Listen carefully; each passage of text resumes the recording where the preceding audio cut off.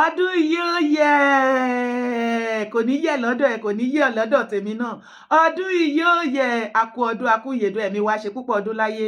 Getting rid of terrorists should only be done with clean hands, not by another terrorist. Sheikh Gumi condemns US airstrike in Sokoto. Dr. Ahmad Abubakar Mahmoud Gumi, the symbolism of the US strike, annihilation terrorists is an Islamic obligation.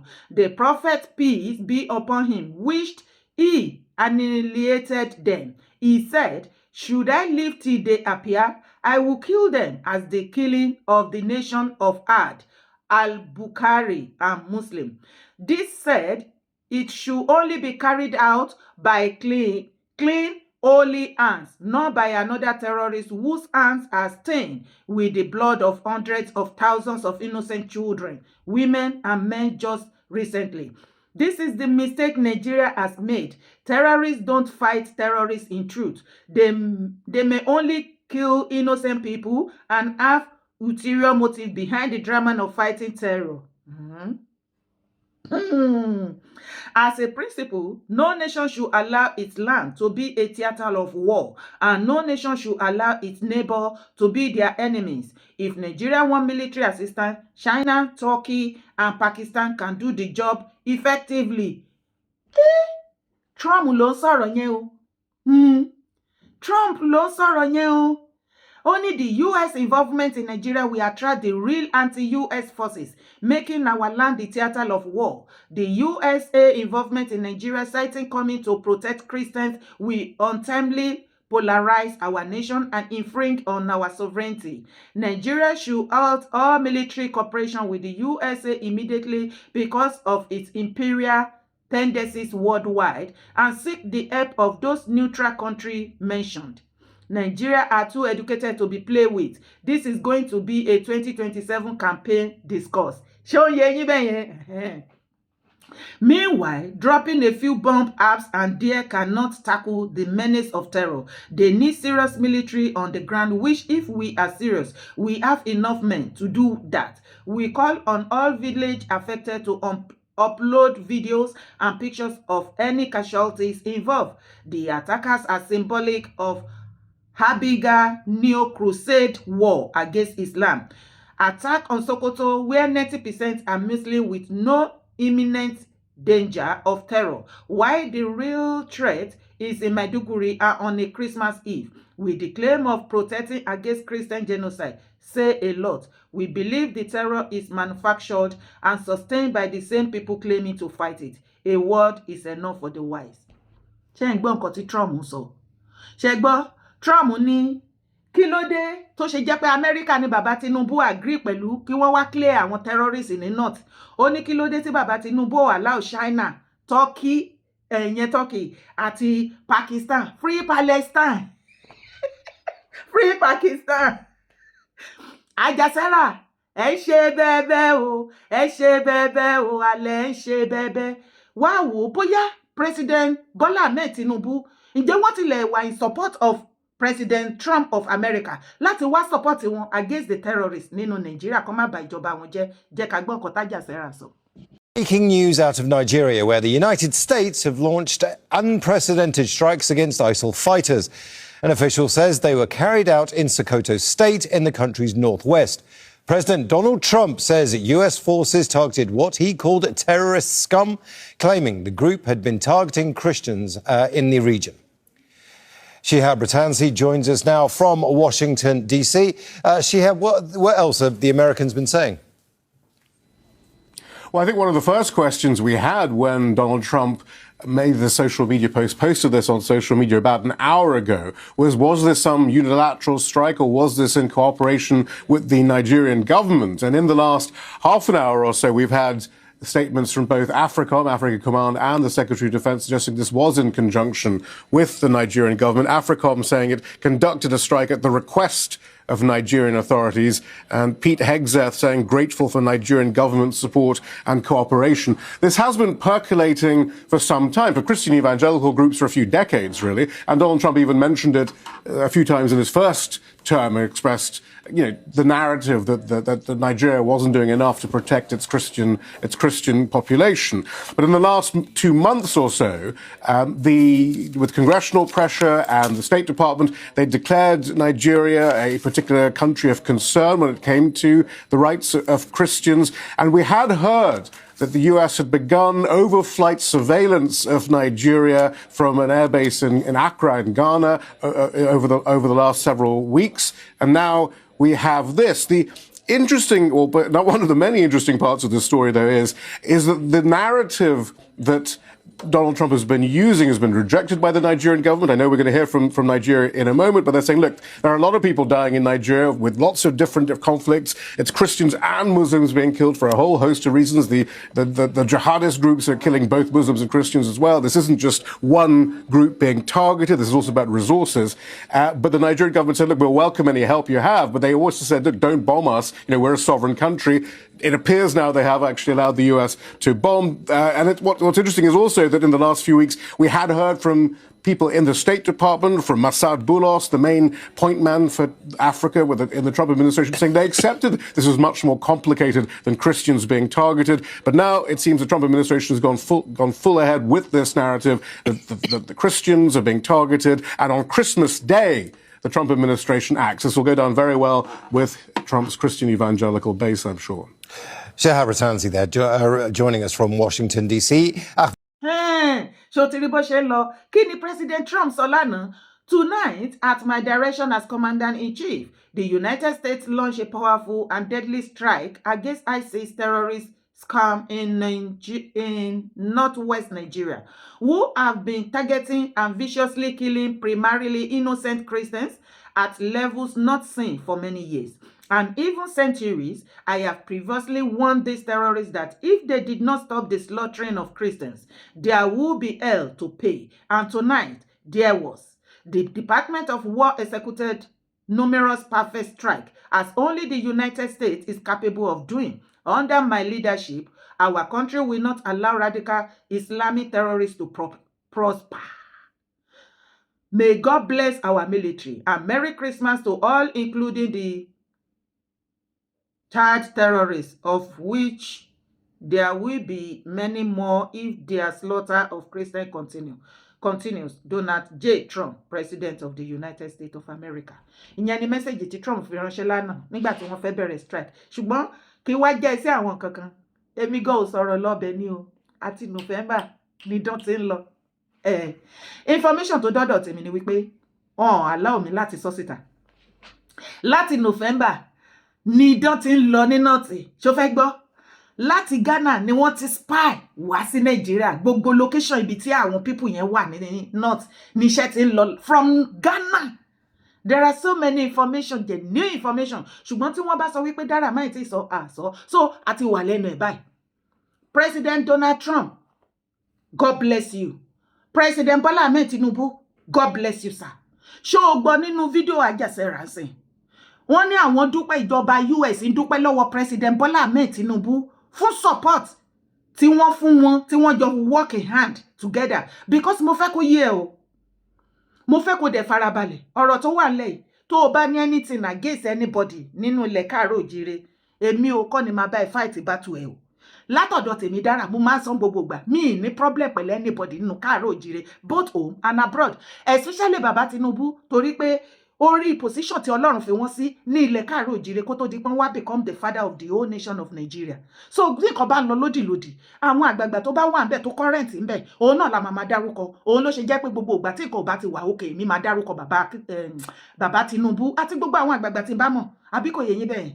Màá wá fẹ́ kó mọ̀ wípé gbogbo nǹkan tí President Trump ń ṣe ní nọ́ọ̀tì lọ́wọ́lọ́wọ́ airstrike yẹn, tí ìjọba President Bola Ahmed Tinubu, àwọn ni president Nigeria, you know na. Tí wọn ò bá wà in support kí wọ́n agree pẹ̀lú President Trump, nǹkan tó ń ṣẹlẹ̀ ní nọ́ọ̀tì láti strike pa gbogbo àwọn terrorists kò lè ṣẹlẹ̀ o, mo fẹ́ kó bọ̀. ìwọ tó dẹ̀ mọ̀ pé òtítọ́ ni ṣùgbọ́n tó yìí ń gọ sẹ́yìn kankan pé irọ́ ni jàre pé kíní kan ìwọ ló dẹ̀ mọ̀ kò kan èmi kọ́ ni máa bá ìjà bátù ẹ̀ mi ì ní problem pẹ̀lú anybody.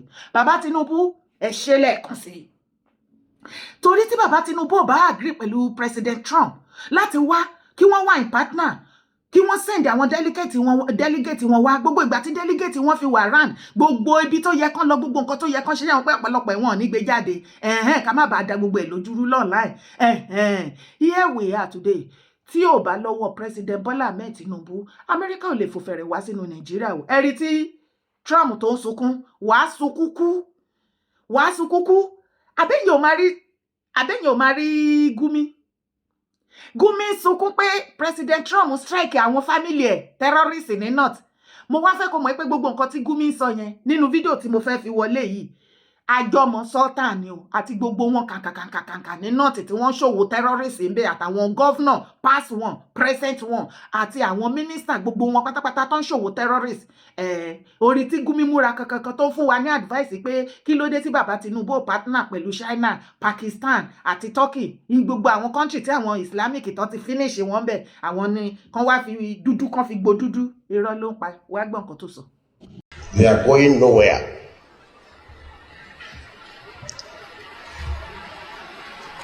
They are part of us and we are part of them. We must live with them. You can't drive them away and they can't drive us away. They are our neighbors, so we should never allow them to be our enemies. And if by any mistakes, by our actions, we have turned them into enemies, then we are finished. Because our real enemy will use them against us. As your real enemy will use your neighbor against you. And nobody knows your secret more than your neighbor. He knows when you come back and when you go out. So we should never allow herdsmen to be our enemies. Èèyàn máa gbọ́rọ̀ burúkú lẹ́nu ẹyẹ Gumi. On a good day, tó bá jẹ́ wípé bàbá Tinubu rí lè fẹ́ ṣe, ṣó yẹ kí Gumi ṣì wà bó ṣe wà yẹn, débi tó ń sọ̀rọ̀ tọ́lọ́pàá tó ń dúró lẹ́yìn. Mo bá rógo láyé mi o.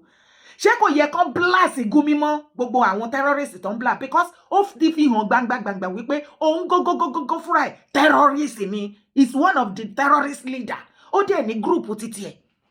Can you listen to him talking? You can't chase them. They can't chase us. Who are you referring to? Chase who? Ṣé mo wípé nǹkan kan wà tí mo fẹ́ pàkíyèsí yín sí? Anytime tí àwọn terrorists bá ti strike, tí ọwọ́ bá ti bà wọ́n tó bá fẹ́ ṣèdájọ́ wọn tó fẹ́ ṣe judgment fún wọn, ẹ rí wípé northern governor, minister, senator, wọn ò ní tìjú. They are shameless. They are ashamed. They shaming. Sultan gbogbo wọn wá bọ́ síta. Don't touch them, oh. They are our warriors, oh. They are northern security fighter, oh. Who are they fighting with? Ask northern leaders and elders. Ask Gumi, ask Sultan, ask the governor, the senator, the minister, past head of state from the north. Why are they keeping freedom fighter? Are they in bondage? Sheikh Gumi, are you in bondage? That you call terrorists your freedom fighter in the north? Who are you fighting with? Are you in bondage in the north? So we born to rule. How can somebody born to rule also be in bondage, looking for a freedom fighter? Fight with... Oh, God.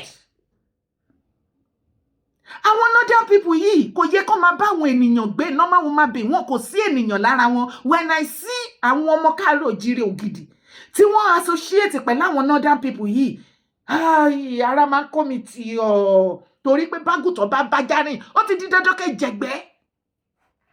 Ṣùgbọ́n ìbálùwẹ̀ ti yín gbogbo ẹ̀yin ọba ilẹ̀ Karo Ojire tẹ́ ẹ mú Sultan ní Godfather tẹ́ ẹ sọ di Ọlọ́run yín, ìbálùwẹ̀ yín tó bá fẹ́ dòdò nílẹ̀ Karo Ojire a fẹ́ wo abracadabra tẹ́ fẹ́ ṣe. Abojú anybody yín jẹ́. Wọ́n balẹ̀ ọba jẹ́, wọ́n bọba jẹ́. Àwọn onígbà kẹ́ báyé ilẹ̀ Karo Ojire jẹ́. Ṣé bẹ́ẹ̀ tẹ́ ti pín? Oòduà land nínú ilẹ̀ kan iná ni. Yorùbá land nínú ilẹ̀ kan iná ni. Kóníkálùkù máa mú tiẹ̀. Àwa wí tán àwa pariwo Yorùbá nation. Tàbá ní Yorùbá nation, àwọn t'Oòduà aláwọn ò join. Tàbá ní Oòduà nation, àwọn tí Yorùbá aláwọn join. Ṣé ti rí pé bẹ̀bẹ̀ ìrẹ́rẹ́ ti rún gan ni. Ìyẹn kọ́ ni mo bá wálé ni. Kí ni northern leaders and elders are keeping freedom fighter for? Are they in bondage? Help me ask them. Kí ló ní the freedom fighter kí ló dé táwa náà ṣe sọ pé a ní the freedom fighter tí ó bá jẹ́ pé ní ìgbà tán wá sí ilẹ̀ Yorùbá tán wá ń pa wá kí ni ta ló ń attack wọn ní north tán keep terrorists as their freedom fighter are they in bondage ẹ bá mi bi wọn tí ó bá jẹ́ pé ayédòde àdáni irú Gumi ṣé kò yẹ kó wà behind the bar ṣé kò yẹ kó wà nù prison ayérayé títí tó fi máa kú kó jẹrà kọ́kọ́ ojú ẹ̀ sóòrùn báyìí kí àṣà ṣá ojú ẹ̀ jẹ́ ìjọ wo lẹ ti rí Gumi kó bọ́ síta kó wá fi sorry empathy àbí sympathy fún àwọn innocent people tí àwọn terrorist brother àwọn tó pa no instead ó tún máa gbè sẹ́yìn àwọn terrorist ni it's so disheartening wípé à ń rí Gumi coming out with full chest láti máa condemn gbogbo oríṣiríṣi nǹkan láti máa protect terrorist ní ìlú tó lọ́ba tó níjòyè bàbá Tinubu do something about Gumi ṣe rí àyà Gumi ti ń ga gàgàrà ó ń jẹ́ ká máa rí bẹ́ẹ̀ ni wípé òun gangan ni president Nàìjíríà bàbá Tinubu tí nǹkan mi ò bá sí nínú ọ̀rọ̀ yìí tí ò bá ti jẹ́ pé Gumi ni ṣe bẹ́ẹ̀ ọmọ olódòdẹ ṣe bí bàbá rẹ̀ ti ṣe mo ní kò ṣe bẹ́ẹ̀ ẹ jẹ́ kó mọ̀ bàbá Tinubu we are with you on this one because àjàsẹ́rà ìjọba Amẹ́ríkà tí ẹ̀yin tẹ́ jẹ́ president tẹ́ ẹ̀ bá àlá wọn kí wọ́n wá fún protection wa ni wọn lè wá no matter what anything and for this reason we say thank you sir thank you baba Tinubu èmi ò ní yín lọ́tà o ọ̀rọ̀ ilẹ̀ Karo Ojire àti Nàìjíríà ló yóò gbé mi kọlù yín o mi kò kan èmi o ṣùgbọ́n pẹ̀lẹ́ lè tẹ̀ ṣe ìtẹ́ bá ṣe dáadáa why not kí ló dé tí mi gbé yín sórí ibi gálà kí n máa họ́ kí yín kiri mo lè ṣe bẹ́bẹ́ ṣùgbọ́n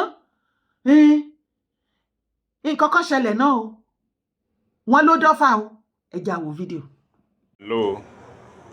So gbogbo lé pálọ̀ lọ́dọ̀ bọ̀dá Razak ni mo wà yìí so there is a missile drum tó ṣẹlẹ̀ ní Ọ̀fà so quite unfortunately about 3 houses síwájú ní kìnìún yẹn ti drop so ó dẹ̀ bomb gbogbo àdúgbò but ó affect pálọ̀ lọ́dọ̀ bọ̀dá Razak níbí báyìí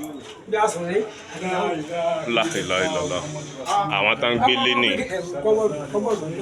so ó affect pálọ̀ lọ́dọ̀ bọ̀dá Razak and then the room ọ̀dọ̀ wọn náà kìíní yẹn ṣe ń ràn up to this hour tí mò ń sọ̀rọ̀ yìí so ó ti ó ti bà rúùmù yìí jẹ́ rúùmù yẹn àti pálọ̀ ọ̀dọ̀ bọ̀dá Razak ló affect lọ́dọ̀ wa but ó tún wá affect about 3 houses sí wa 3 houses sí wa so bó ṣe jẹ́ nìyẹn náà mo ní kí n jẹ́ kí gbogbo ilé ó gbọ́ yìí tá a rí lọ́fà láàárọ̀ yìí nìyẹn so àwọn other agencies àwọn army navy and police gbogbo wọn náà wà ń bẹ báyìí so kọ́lọ̀ kó ṣàánú. Eri bá ibi tí fọ́nà wà ní èmi ti á fún mo ìsò yàrá ají mi pé kí n mọ̀ bá bá lọ. Àwọn agencies tí wọ́n wà nínú wọn ní so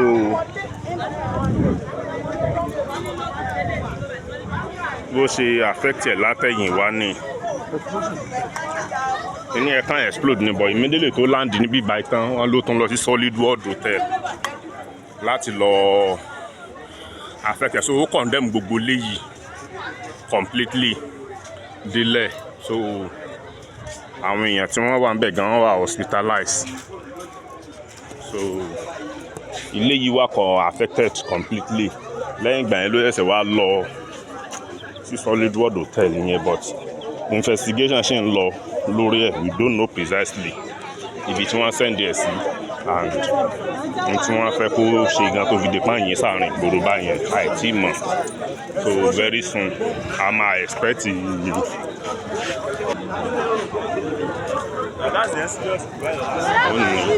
kíní yẹn ṣe ń rùn gbogbo bí mo ṣe ń sọ̀rọ̀ yìí gan so ilé tó destroy yẹn ó ní ó destroy ilé yìí completely ni ó destroy rẹ̀ lọ báyẹn lọ sọ́dọ̀ wa báyẹn but ibi tó kan lẹ̀ land sí ni inú premises yìí ló land sí so ṣá ṣe rí nìyẹn ṣá. náà mo kàn ní kí n update yín ó dà o. èèyà ẹ̀yin tí kinní yẹn bà á kí yín o, a kú àmúmọ́ra ẹ kú àtẹ̀mọ́ra ọlọ́run á bá wa dúró tì yín àti ẹ̀ kọ́kọ́ dúpẹ́ ẹ̀mí wọ́n ní ẹ̀mí kọ̀ọ̀kan ò sọnù ṣùgbọ́n property ló bàjẹ́ kí gbogbo ẹ̀ lè dá náà ni kìkì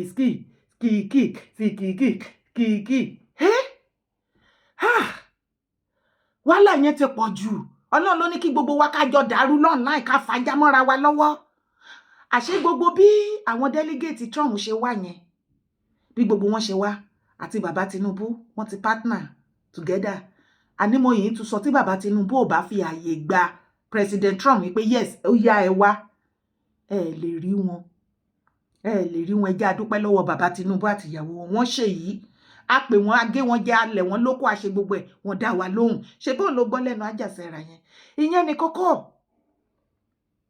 àsìkò tí gbogbo kinní ti wá ṣẹlẹ̀ mo wá fi àsìkò yìí bẹ̀ gbogbo ẹ̀yin governors wa minister senator gbogbo yín àtàràlú ẹ jẹ́ àfọwọ́sowọ́pọ̀ ẹ má rí láì ọba ẹ̀yin kábíyèsí ilẹ̀ Yorùbá ẹ gbàdánù bí epo báyìí kò síbi tẹ́ gbà wúlò fún wa supremacy battle àti fàájì lẹ wáyé wá ṣe ẹ gbàdánù sí lára wa gbogbo wa tó kù ẹ jẹ́ ká wà tàláàtì gbogbo ọ̀nà tó wọ ilẹ̀ Káàárọ̀ Oòjíire bá mi pàṣẹ fídíò yìí ẹ jọ̀ọ́ nítorí Ọlọ́run ọba Àmọ̀tẹ́kùn Arípẹ́ ti recruit ọ̀pọ̀lọpọ̀ àwọn brothers wa ẹ kú iṣẹ́ gbogbo organisation pátápátá ẹ kú iṣẹ́ Ìrù Ẹkùn ẹ kú iṣẹ́ Chief Igboho gbogbo yín pátápátá ẹ kú iṣẹ́ gbogbo ọ̀nà tó wọ ilẹ̀ Káàárọ̀ Oòjíire pátápátá wọ́n ní láti jẹ́ kí gbogbo àwọn security tó tight tó strong ìbàjẹ́ kẹ́ dúró pa síbẹ̀ láàárọ̀ lọ́sàn-án lálẹ́ àwọn tó máa wà ń bẹ̀ láàárọ̀ àwọn tó máa lọ relieve wọn lọ́sàn-án àwọn tó máa wà ń bẹ̀ lálẹ́ gbogbo truck tó bá ń bọ̀ torí wọ́n máa wá lógúnlógún lọ́gbọ̀nlọ́gbọ̀n wọ́n á kó màálù wọ́n á kó tòmátò wọ́n á kó gbogbo oúnjẹ wọ́n á rò èpo oúnjẹ ni ẹ má gbà ẹ má gọ̀ o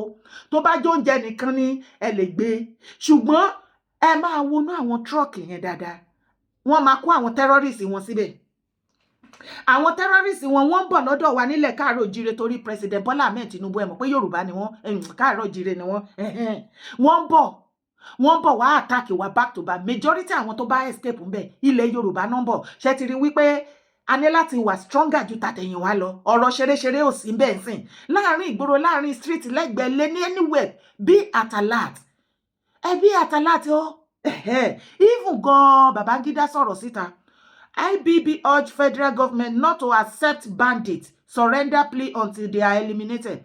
Babangida go advise Baba Tinubu wípé lásìkò yìí any governor èmi á wá sọ wípé any other governor or whatever tó bá kó àwọn bandits jọ tó sọ wípé repentant terrorists láíláí Baba Tinubu hand over wọn fún Trump àti governor àti group terrorists a ò gbúdọ̀ gbọ́ nínú Nàìjíríà lásìkò yìí pé terrorist kan repent ibo ni terrorist ti repent kọ́ lọ repent lọ́run ọ̀run ni kọ́ ti lọ repent kọ́ lọ bá gbogbo àwọn innocent soul tó ti pa kọjọ lọ máa jẹ́jọ́ níwájú Ọlọ́run kọ́ lọ máa jẹ́jọ́ ni o ẹ jẹ́ ká wà tàláàtì o ẹ ti ẹ̀ dúró gbogbo ẹ̀yin tẹ́ ní kí Trump má wá ó ń bọ̀ wá kó mineral resources wa alva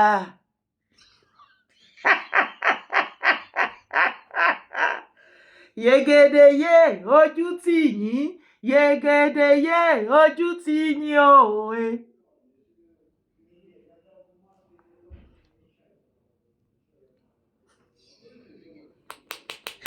ẹ má jẹ́ kí Trump wá ó ń bọ̀ wá kó mineral resources ó ń bọ̀ wá pa wá ó ń bọ̀ wá ṣe ó ẹ lọ sí nọ́ọ̀tì kẹ lọ di kíní wọn mú kẹ má jẹ́ ó ṣiṣẹ́ alva ẹ̀yin olódodo lọ́lọ́run mi wá gbogbo wa tá a dúró tọ́ pé kí Trump wá kó wá gbà wá tá a support bàbá Tinubu on this one a kú iṣẹ́ kudos to every one of us àṣeyí ṣàmọ́dún o ọdún eléyìí ò ní jáṣe mọ́ fún ìwà àtẹ̀mí o a sì wọnú ọdún tuntun láyọ̀ àtàláfíà orúkọ tèmi ò yípadà yèyé dára kò wé kòkòkò ó ní mo sì ń jẹ́ má gbàgbé láti bá mi like fídíò yìí má sì gbàgbé láti bá mi share síta má sì gbàgbé láti ṣe kíni láti bá mi like bye for now.